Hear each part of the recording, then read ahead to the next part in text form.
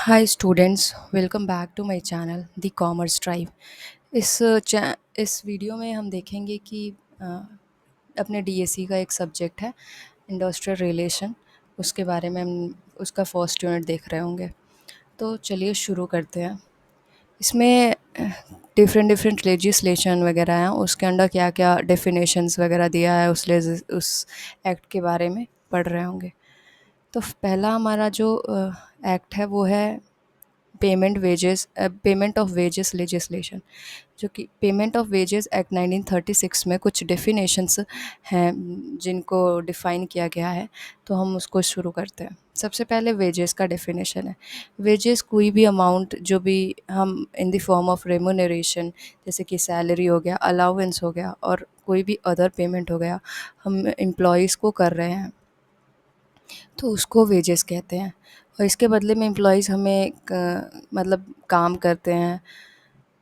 Wages में क्या क्या इंक्लूडेड होते हैं, तो बेसिक सैलरी हो गया और वेजेस। अलाउंस में जैसे डियरनेस अलाउंस हो गया, हाउस रेंट अलाउंस हो गया, ओवर टाइम अलाउंस हो गया, या बोनस हो गया, या फिर और कोई भी सिमिलर पेमेंट्स हो गए, वेजेस में इंक्लूडेड हैं। कोई भी पेमेंट जो कि एम्प्लॉई जब टर्मिनेट किया जा रहा है, एम्प्लॉयमेंट जब टर्मिनेट किया जा रहा है और उनको कोई भी payment in the form of gratuity, retrenchment, compensation दिया जा रहा है, तो वो भी वेजेस के डेफिनेशन में इंक्लूडेड है।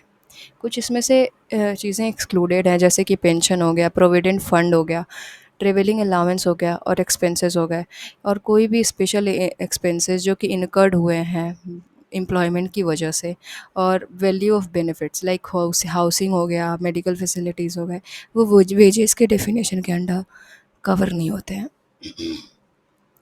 अब हम देखते हैं एम्प्लॉयड पर्सन क्या होता है। एम्प्लॉयड पर्सन कोई भी एम्प्लॉयज़ को एम्प्लॉयड पर्सन कहते हैं। जैसे कि कोई भी इंडिविजुअल जो कि ऑर्गेनाइजेशन के द्वारा, फैक्ट्री के द्वारा उनको हायर किया गया है और उनसे काम करवाया जा रहा है, उसके बदले में उनको पेमेंट की जा रही है, वेजेस दिया जा रहा है, तो उनको कहते हैं एम्प्लॉयड पर्सन। ये कोई भी हो सकता है, चाहे स्किल्ड वर्कर्स हो चाहे अनस्किल्ड वर्कर्स हो। एम्प्लॉयर जो भी वेजेस के पेमेंट को कर रहा है, जो एम्प्लॉई को हायर कर रहा है, ये ओनर भी हो सकता है, मैनेजर भी हो सकता है, या कोई भी ऐसा पर्सन जो सुपरवाइज कर रहा है और कंट्रोल कर रहा है फैक्ट्री को, इस्टेब्लिशमेंट को। इंडस्ट्रियल और अदर इस्टेब्लिशमेंट, इस एक्ट में किस तरीके की फैक्ट्रीज़, ऑर्गेनाइजेशन, एस्टेब्लिशमेंट्स को इंक्लूड किया जाता है। तो जैसे फैक्ट्री हो गया, रेलवेज़ हो गया, माइंस, क्वेरीज और ऑयल फील्ड्स हो गए, ट्रामवे और मोटर ट्रांसपोर्ट सर्विसेज हो गए, प्लांटेशंस, वर्कशॉप्स, या कोई किसी भी अदर तरीके के एस्टेब्लिशमेंट्स जो कि नोटिफाइड किया गया है गवर्नमेंट के द्वारा। वेज पीरियड क्या होता है? वेज पीरियड का मतलब है कि वो पीरियड जिसके लिए हमको वेजेस को देना पड़ता है। जैसे कि हर महीने हमें हर एम्प्लॉयर को अपने एम्प्लॉयज़ को पेमेंट करना होता है वेजेस का, तो उसको कहते हैं वेज पीरियड। जनरली ये एक महीने से ज़्यादा नहीं होता है। मतलब हर महीने एम्प्लॉयज़ को उनके उम, जो भी काम उन्होंने किया है तो उनको मिलता है, वेजेस मिलते हैं। अब देखते हैं नेक्स्ट टॉपिक हमारा है फिक्सेशन ऑफ वेज पीरियड। किस तरीके से वेज पीरियड को फिक्स किया जाता है। फिक्सेशन ऑफ वेज पीरियड का मतलब होता है कि कोई भी टाइम फ्रेम जिसकी बेसिस पे वेजेस को कैलकुलेट किया जाता है और एम्प्लॉयज़ को पेड किया जाता है। इसका मैक्सिमम ड्यूरेशन जो होता है वो 1 महीने से ज़्यादा नहीं होता है, मतलब 1 महीने ही हो सकता है। अगर कम करना चाहे कोई तो वीकली भी दे सकता है वेजेस, फोर्टनाइटली भी दे सकता है, मतलब और फिर क्या कहते हैं, मंथली भी दे सकता है। अब हम देखते हैं हम एम्प्लॉयर्स रिस्पॉन्सिबिलिटी। द पर्सन और द एम्प्लॉयर और the person responsible for the ways payment must fix the ways period in the accordance with the act. Employer की जो रिस्पॉन्सिबिलिटी है कि वो वेज पेमेंट को फिक्स करे, मतलब 1 महीने का है या फिर वीकली है, मंथली, ऐसी सारी चीज़ें फिक्स करे और उसके अकॉर्डिंग उनकी वेजेस को पेमेंट करे, ताकि ऑर्गेनाइजेशन में क्लैरिटी और कंसिस्टेंसी बनी रहे, किसी भी तरीके का वेजेस को लेके कॉन्फ्लिक्ट अराइज न हो एम्प्लॉयज़ के मन में। नोटिफिकेशन, जो भी एम्प्लॉयर ने वेज टाइम, वेज ड्यूरेशन को सेट किया उसको कम्युनिकेट करना चाहिए एम्प्लॉयज़ को, ताकि उनको भी नॉलेज हो, ट्रांसपेरेंसी बनी रहे ऑर्गन एस्टेब्लिशमेंट में। फिर अब कंप्लाइंसेस, एम्प्लॉयर को ये देखना पड़ेगा कि जो भी एक्ट के रूल्स एंड रेगुलेशंस हैं उसके अकॉर्डिंग ही वेज पीरियड को बनाया जाए, और उसके अकॉर्डिंग वेजेस को रेगुलरली पेमेंट किया जाए, किसी भी तरीके का डिले या एक्सप्लॉयटेशन एम्प्लॉयज़ का ना किया जाए। हमारा नेक्स्ट टॉपिक है time of payment of wages. Time of payment of wages का मतलब है कि insuring that wages are paid promptly to prevent the financial hardships for the workers. ये देखना कि जो भी टाइम सेट किया गया उसके अकॉर्डिंग पेमेंट कर दिया जाए एम्प्लॉयज़ को, ताकि उनके जो भी फाइनेंशियल हार्डशिप्स हैं वो उनसे बच सकें, उनको किसी भी तरीके की फाइनेंशियल हार्डशिप्स जैसे प्रॉब्लम्स ना देखना पड़े अपने नीड्स को फुलफ़िल करने के लिए। तो पेमेंट के कुछ डेडलाइंस हैं time of payment wages, time of payment of wages में। जैसे कि अगर कोई भी एस्टैब्लिशमेंट है, यहाँ पे जनरली फैक्ट्री की बात होती है जब इंडस्ट्रियल रिलेशंस वगैरह की बात होती है, तो जब भी मैं एस्टैब्लिशमेंट बोलूँगी तो आप फैक्ट्रीज़ को ही समझिएगा। तो कोई भी एस्टैब्लिशमेंट है तो जिसमें 1000 वर्कर्स काम कर रहे हैं, फ्यूअर देन दी 1000 मतलब 1000 तक काम कर रहे हैं, 1000 से कम काम कर रहे हैं, तो उनके लिए जो भी टाइम ऑफ पेमेंट होना चाहिए वो 7th day of every month होना चाहिए। अगर यही 1000 से ज़्यादा वर्कर्स काम कर रहे हैं तो उस टाइम पे 10th ऑफ एवरी मंथ तक पेमेंट कर देनी चाहिए। और for a workers who employed is terminated, अगर कोई ऐसा पर्सन, कोई भी ऐसा वर्कर है जो कि टर्मिनेट उसकी एम्प्लॉयमेंट को टर्मिनेट कर दिया गया है, मतलब अब वो और ज़्यादा काम नहीं करेगा, तो उसका wages must be paid before the expiry of the second working day.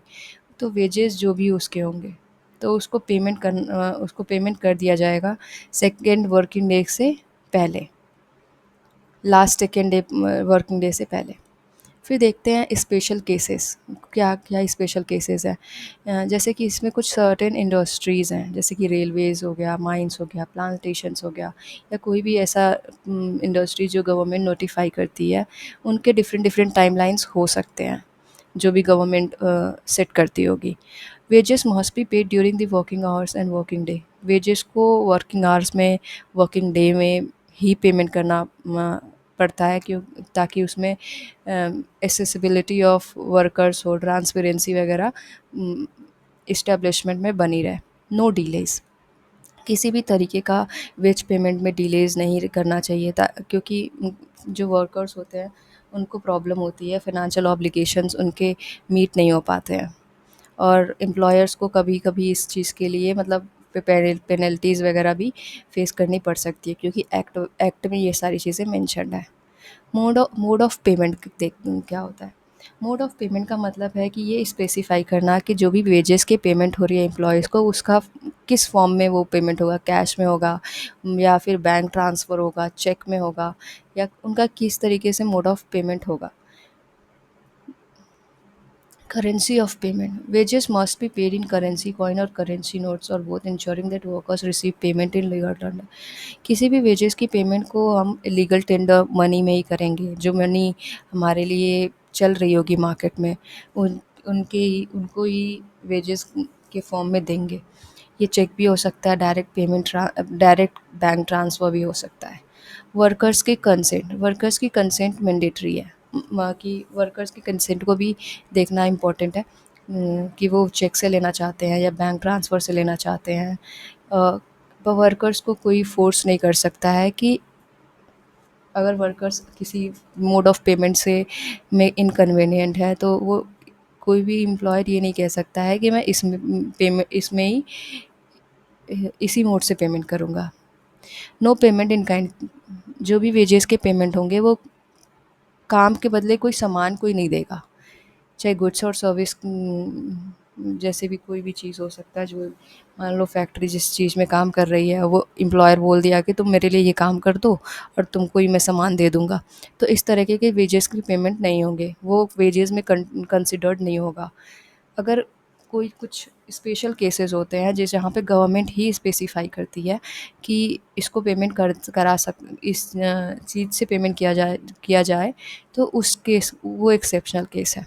Transparency, employees must maintain records of ways payment, जो भी वेज पेमेंट्स हो रहे हैं, अमाउंट पेड हो रहे हैं, क्या वेज पीरियड है, मोड ऑफ पेमेंट क्या है, ये सारी चीज़ों का रिकॉर्ड होना चाहिए एम्प्लॉयर्स के पास। अब देखते हैं deductions from wages and fines.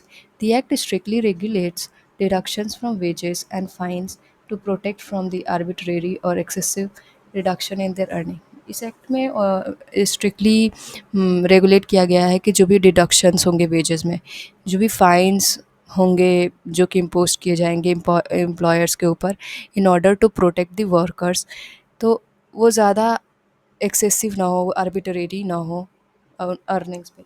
ये सारी चीज़ें मेंशन्ड है एक्ट के अंदर। डिडक्शंस फ्रॉम वेजेस, डिडक्शन का मतलब है कि कोई भी वेजेस के वर्कर्स के वेजेस के में डिडक्शन, मतलब कुछ भी माइनस किया जा रहा है या फिर ऐसे, उसके बारे में अभी देखते हैं। Fines, fines can be imposed और स्पेसिफिक एक्ट, कोई भी अगर मान लो कि एम्प्लॉई है, उसका कोई एक्ट बेकार है, ओमिशन किया किया है, तो उस केस में फ़ाइन वगैरह इम्पोज हो सकता है।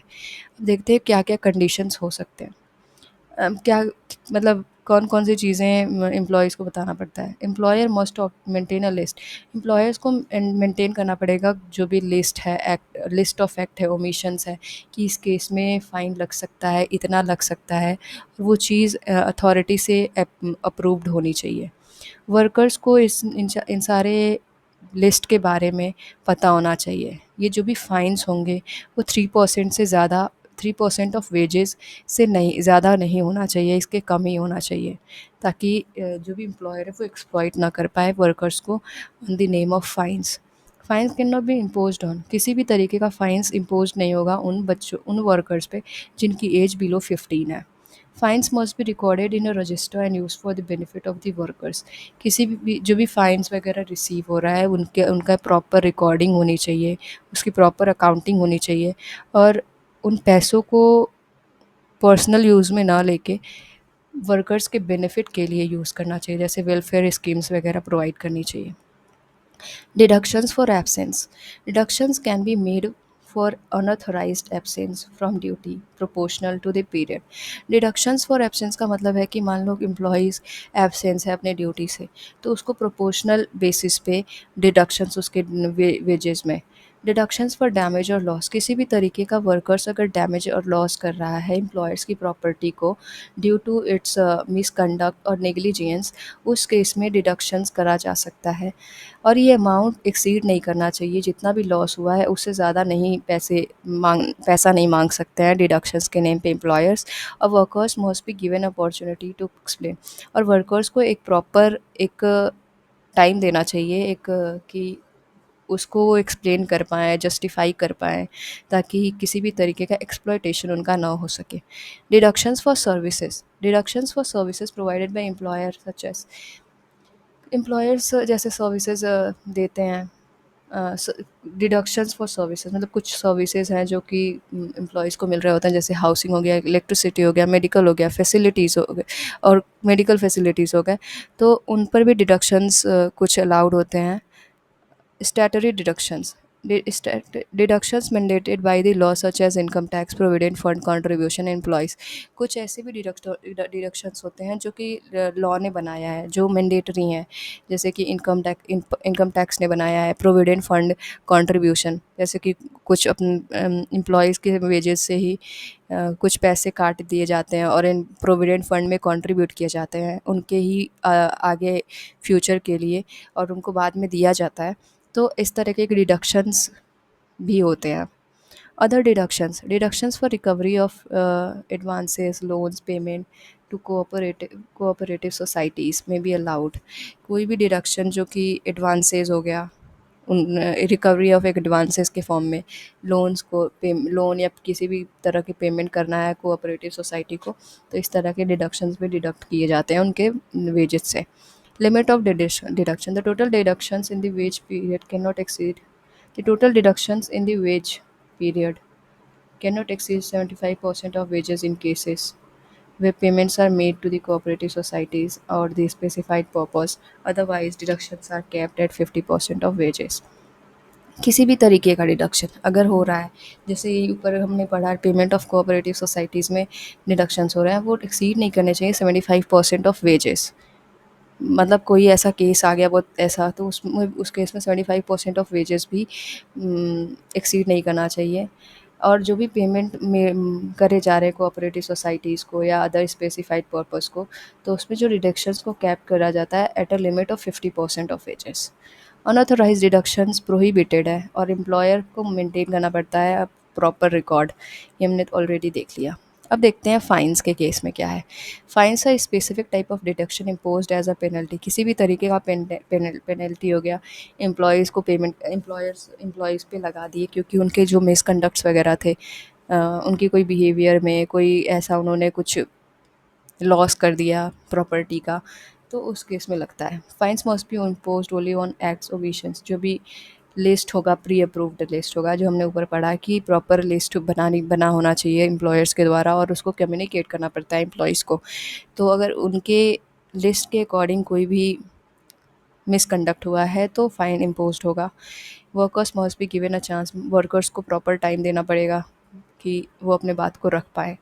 किसी भी fines can not be recovered in instalment. जो भी फाइन्स होंगे वो इंस्टॉलमेंट पे रिकवर्ड नहीं होंगे after 90 days from the date of act, और 90 डेज से पहले पहले हो जाने चाहिए।